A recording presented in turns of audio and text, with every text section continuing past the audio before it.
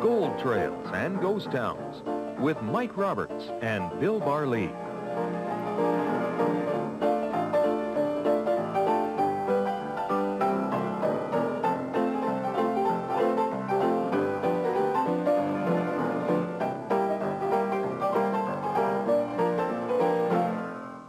Welcome to Gold Trails and Ghost Towns. I'm Mike Roberts, and with me is Bill Barlee, who is a man who knows a great deal about the country, who is a placer miner himself, a former school teacher, a writer about the history of this part of the country. Where are we going to go to today, Bill? What's the special area that's near and dear to your heart? Fairly close to us, Mike. It's South Okanagan and an old camp called Fairview, which has vanished now, of course. Fairview. Fairview. What attracted people to it? It was a gold camp, 1880s, kind of interesting guy who kind of fades into history called One-Armed Reed, and his partner came through searching for placer gold, which was the easiest gold to mine, of course, and panning every little creek and draw in that arid area, and there weren't very many, by the way. But they discovered and found some quartz stringers and veins in a gulch just up from Fairview, which they thought was fairly promising-looking ground. They didn't stop to stake it.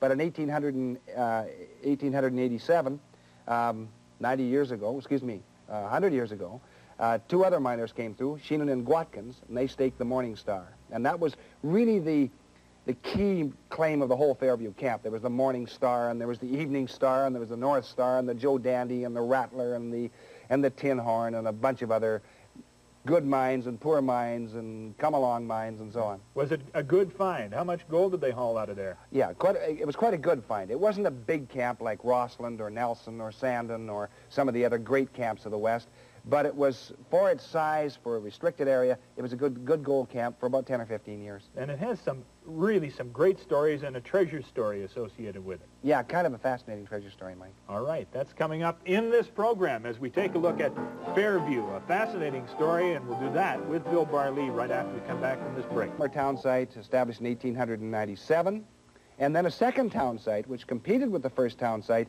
and this is Deere, Davidson, and Russell. Yeah. And the first town site was probably the more prominent and popular, but indeed the second town site had one magnificent building on it, and this was the famous Hotel Fairview. Get to that in just a second. What's the Golden Gate Hotel got to do with all this? This looks like a rustic establishment. Yeah, this was at the mouth of, very close to the mouth of Reed Creek Gulch, and it was typical of the log cabin hotels of the 1890s and the turn of the century. Yeah. And it was quite a popular hotel. Looks like it. Look at the clientele out front. Anybody you recognize in there? Yeah, there's the honky-tonk piano player, a guy named Atkins, and they're obviously waiting for the stagecoach. And so everyone's gathered out there and waiting for the stage to come in to get the incoming mail and so on. Right. Again, we come to the time when people needed to put together a little bit of a nest egg to begin anything. We have here the silver, now this looks like a handsome piece of paper. Silver Bow Quartz Mining Company. What was the value of Silver Bow after they went to all this gilt-edged work? They were going to put on 1 million shares in the market at $1 a piece, which would be $1 million. The only problem was the Silver Bow never got off the ground, Mike. That's why it's not filled in at all. And it's a nice stock certificate. It's got Fairview, British Columbia. It's 1890, so it's at the right time, but it was a stock promotion. And it's such great work. I mean, the printing company that did these up must have made a fair amount of money, but it never got off the ground. Never got off the ground. Some great ideas. I've got a piece of gold here. Now, this, I guess, tells us a lot about what developed Fairview. Yeah, you see, there were a lot of Americans in Fairview, like many of the mining towns in British Columbia. And so many of the coins used in this town were American coins, especially the gold pieces. There were some English sovereigns and half sovereigns used, Mike, but there were also a number of American double eagles, which would be $20 gold piece, the eagle, the $10 gold piece, and the half eagle, which is a $5 gold piece. This is a 1901. That's 1901. Did you find this coin there? No, I didn't. I found the other coin there. This one is reputed to have come from the Golden Gate, and it's quite possible because they did find some gold coins some years ago right near the boardwalk of the Golden Gate. There are some, I mean, I think the Golden Gate Hotel looked rough enough, but this guy, this is the saloon. This is the saloon, Jack Moffat's saloon. Way up the gulch, much beyond, several miles beyond the old town sites of Fairview. It's on the Otto Hess property, and Hess took very good care of it. And it's one of the few buildings that in this particular area that has a considerable amount of historic significance. And you can, if you go into that building, and Hess is very careful of it, you will find that that there was a place inside where they actually had the wanted posters, and you see where all the tacks were put right against the wall there, wanted and so on. He was security conscious. That door looked substantial enough. Indeed it was. Yeah. This is a little trinket that you picked up near Moffat's. One of my students picked that up and gave it to me, and I gave him some gold dust for it. And that's a 38, probably a gambler's special. Hexagon barrel. Yeah, hexagon barrel, and not in very good condition. The cylinder's gone, and most of the... Actually, an octagon barrel, sorry. Yeah. And, but it's kind of interesting, typical of the day. It would be carried probably by a tin horn gambler. And a lot of this kind of activity went on because, again, where you had the American influence, things were a little more flashy, rough. Rough and ready, yeah, indeed. All right. Okay, another, I mean, not all bad guys were American, I guess. Bill Miner was our very own Canadian. Actually, he wasn't. He was born in the States, but much of his career was spent in Canada. He was the guy who originated the phrase, hands up, Mike. And he drifted over the Canadian line because things were getting a little too hot for him in the States because Pinkerton was following him very closely. He came through Fairview, but he wasn't the only one. There was Bill Miner, and there was Matthew Roderick, the famous robber of the Camp McKinney region, and Father Pat, who was the beloved Anglican priest. And so a number of individuals gravitated to this town because it was a coming town. It was a boom town, at least for a given period of time. Okay. You were talking about the town site a little bit earlier. What caused the battle? You said there was an original, a secondary town site that was in competition. Tell me about the first town site. What was established there? Well, the first town site, you had the Golden Gate Hotel, you had the Fish House, you had the post office, you had a number of businesses, including one belonging to the mayor of Kelowna originally was Dick Parkinson. His father came out of Fairview. And so that's rather interesting connection to Kelowna there. And he was in that first town site. That would be the Latimer town site. And Dear Davidson and Russell said they thought Fairview was going to be a town of several thousand. And it just never got off the mark. Yeah. So they developed the second town site. So they developed the second town site. It was all laid out very nicely, wasn't it? I mean, they had grandiose schemes. This was going to be the town of the interior. Oh, sure it was. And tell me again about a couple of the very good landmarks in the second town site. Well, in the second town site, there was Dear Davidson and Russell's mining office, which was kind of a come hardware store as well, and of course the famous Hotel Fairview. And that was the one that was called the Big Teepee. That was the one that was called the Big Teepee because the Indians felt that the tower on this building reminded them of a teepee. So generally, although it was the Hotel Fairview and a very luxurious hotel indeed, it was called the Big Teepee by practically everyone. Was it just a huge structure in the middle of nothing? You know, basically it was a huge structure in the center of a barren flat, the sagebrush and rattlesnakes not too far away. So it's kind of a fascinating enigma in this particular area. It really didn't seem to belong, Mike. That's right. How many people would it hold? It looks like a building that would hold 100. Well, it was a three-story structure, and it would probably hold in the 20s or 30s. It had a billiard room, it had a saloon, it had a number of rooms for patrons in the hotel, and so it was quite a fancy structure. And it is the story, a treasure story is associated with it too. Yeah, indeed. Because it had a bit of a sad ending. It was probably the ending of the Hotel Fairview marked the beginning of the end for the town of Fairview. Okay, we're going to talk about the treasure story associated with the Big Teepee, the Fairview Hotel, when we come back from this break. Don't go away. Talking with Bill Barlee about Fairview today, and in my hand I have a spoon that looks a little the worse for wear, and on it you can see written there, Hotel Fairview. What's the story behind this reasonably rough-looking spoon, Bill? Well, Mike, it showed that it was quite a spectacular hotel. It had its own spoons and silverware, and some of the silverware was actually sterling. In fact, you're holding some Burke sterling from the 1890s. The hotel was built in 1898 and lasted 4 years only. So it was a roaring establishment with a pretty good reputation. A lot of money to start it. And quite a clientele.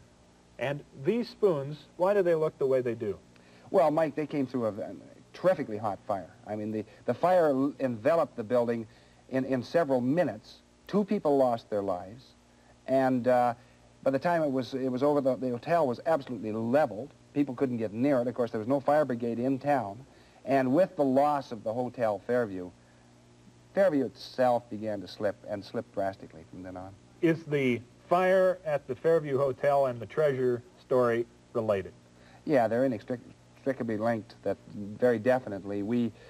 Well, the story of it is rather interesting because I was out with an old friend of mine called Cyril Murray, who was a teacher in Penticton, and this was 1969, 18 years ago. And he was kind of curious about Fairview. Cyril was one of these taciturn Scots who was a very observant man.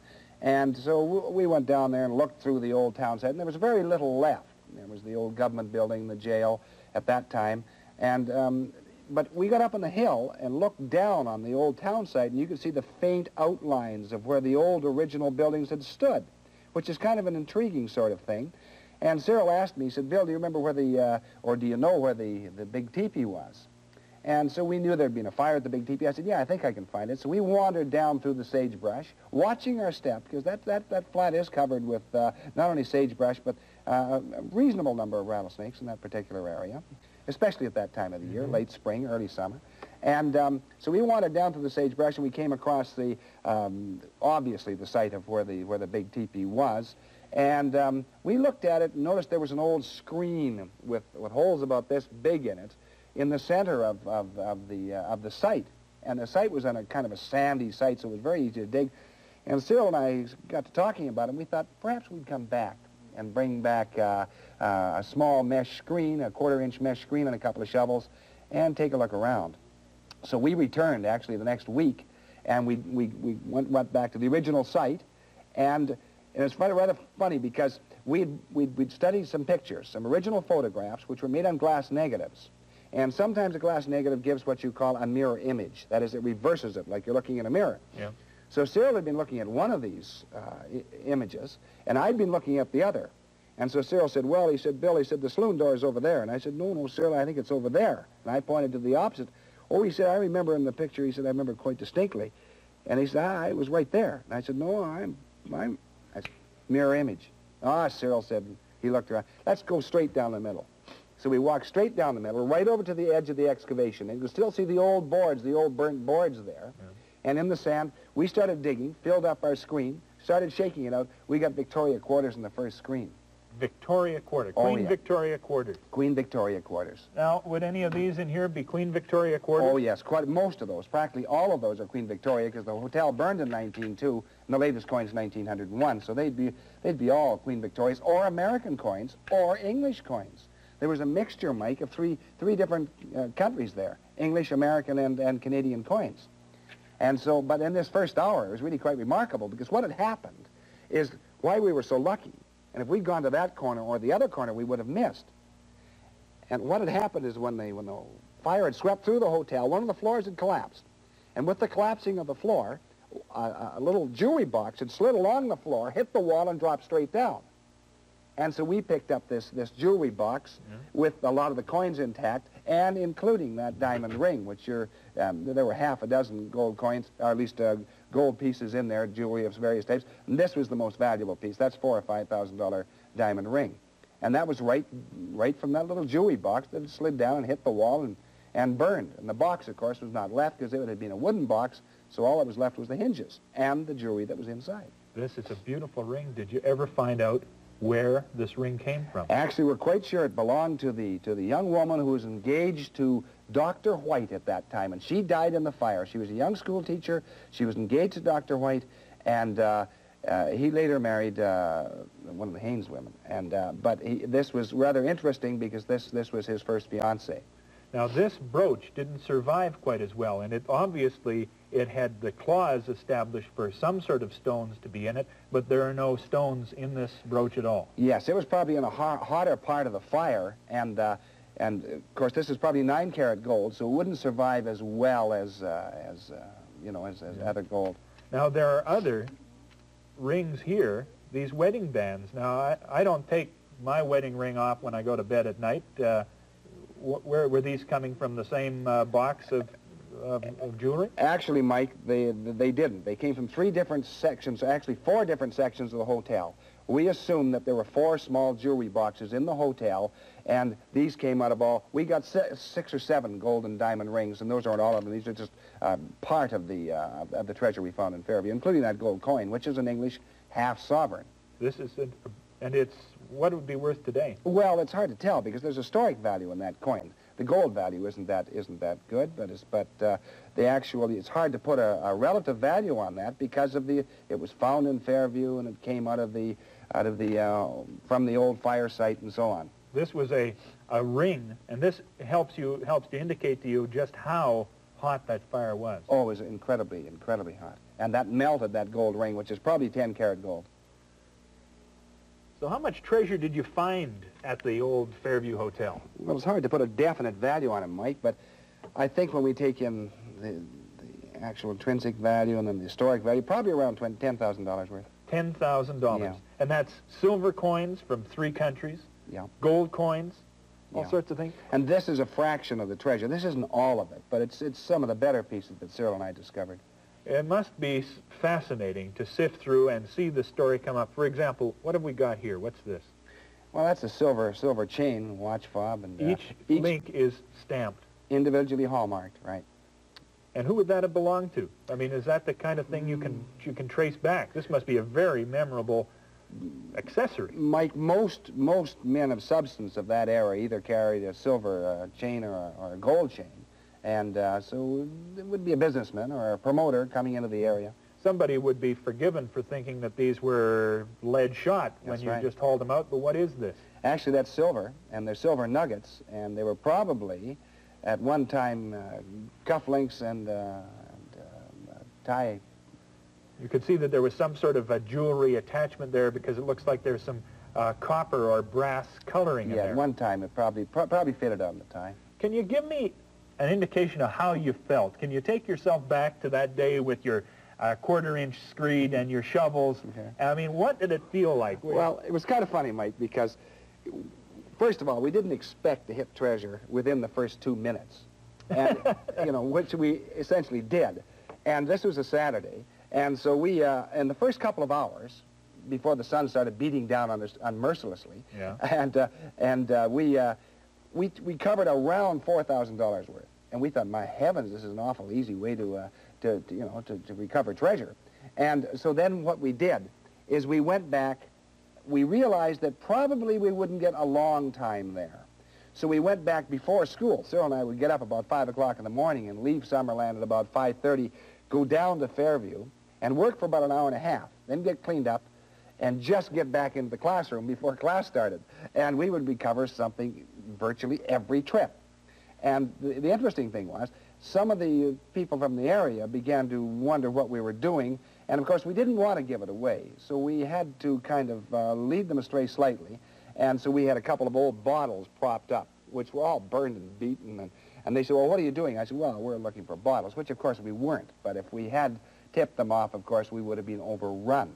And that's eventually what happened. We probably stayed in there for 3 or 4 months off and on, probably went down there 12 or 15 different times, and each time we recovered a little bit or a lot. Now, if we hit one of the little strong boxes or jewelry boxes that came down the stairs, then we hit a lot. Like a mother lode. That's right. And you never knew when to expect it because the ground was very, very easy to screen. It was sand, and we knew that 2 people had lost their lives in the fire, including the manager of the hotel, a man called Matthias. And he had escaped the fire and then had gone back for something. Now, either he went back for gold coins or he went back for paper currency. And we don't know which because both were used at the time. And we didn't find many gold coins. So if he went back for gold coins, he did not get out the second time. Yeah. I found his false tooth, in fact, on the, and somewhere in the collection. Yes, it is slightly. Some cowboy must have been staying at the hotel because we have a couple of, what do you call it, ferrules? Well, these are actually rowels. Rowels. Yeah, part of the spur apparatus. They belong on the boot. And this guy was in such a hurry to get out. He left his boots behind and obviously his belt because the belt buckle's there. So he left in a big hurry, as most of the people in the hotel did. I would guess so. And the tragic story of the young lady whose diamond ring waits for her still. That's right. That's really remarkable. And she's buried up in that the old cemetery way up above Fairview townsite itself. Not much left in the cemetery, Mike, but as near as we can tell, around 36 people were interred there. And old Mr. Simpson down in Oliver did the research on that. And he was a man that I knew quite well. How important is a cemetery site to someone like yourself who's writing up stories and history? How does a cemetery site help you? Well, it does if the headstones are still there, Mike, but often they aren't. And so it makes it rather difficult. So you can sometimes get the records through the provincial government and other records, but it does help if the headstones are still intact and the names on the headstones are legible.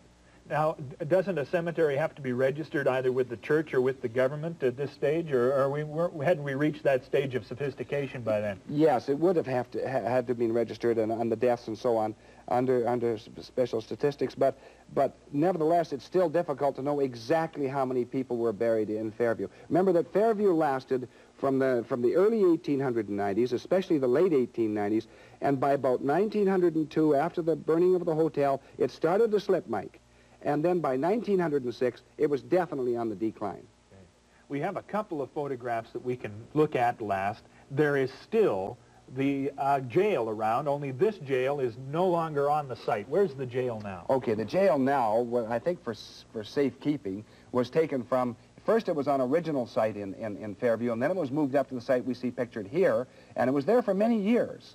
But it began to receive rather poor treatment, and they were afraid, some of the historians locally were afraid that it would disappear, either through vandalism or through fire. And so they took the jail and moved it down next to the museum in Oliver, and it's debatable, and it loses some of its mood when it comes out of the original area, but at least it's safe. Who was incarcerated there, do you know? No, but there were several murders in Fairview, and of course many misdemeanors. Mostly drunks spent their time in the jail in Fairview. And when we take a look at the town site, can you relate this town site to me in any way? Well, the original town site is rather obvious here. You can see Reed Creek Gulch way up the end of the towards the end of the picture, the background of the picture. Is that off to the right? And that's off, well, to the kind of the left-hand side. And all you can see now in Fairview is the signs of the old town. If you were to get up on the side hill and look down, occasionally you can see these fade outlines that are disappearing year by year, Mike. So that there is very little left in Fairview. So anybody wants to go with this quarter-inch screen there, there's not going to be much left, because I would imagine quite a few people attended the site after the story of your treasure came out. Oh, yes. It was gone over extremely well by a legion of individuals who were rather fascinated. All right. Where are we going to go next time? I think next week we'll probably move into a different part of the country. We'll go down to Old Yale, which was the great gold town on the Fraser River for many years, the metropolis of the Fraser. Not only was it a gold town in its own right, but it was a transportation center. Everybody who went to the Caribou had to go through there virtually. That's right. All right. Yale is where we go next time when you join us for Gold Trails and Go.